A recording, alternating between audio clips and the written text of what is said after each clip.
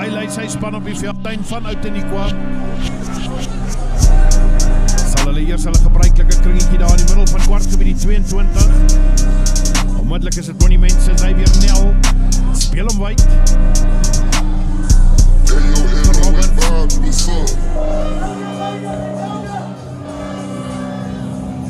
Nou gaan hulle hom waarskynlik uitskop. Selfde kant rugby, hierdie keer is dit Guyaan. Dan is daar spasie. Steeds is dit Skoonie.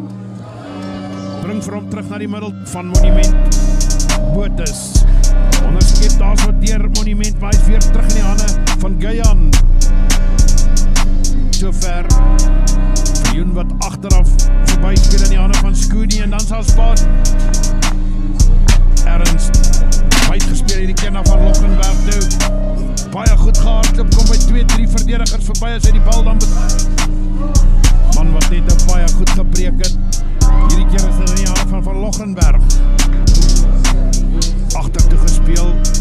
In die proses speel hulle 'n bietjie lateraal. Jade Petersen.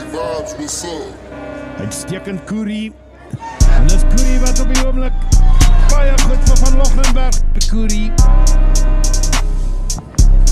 Here's the moment. Work by the big man again. Substitution. Schwartz who sends that away. And this is where the mismatch came in. A lovely carry there. I think it was at 13 of Van Lochenberg who managed to cross the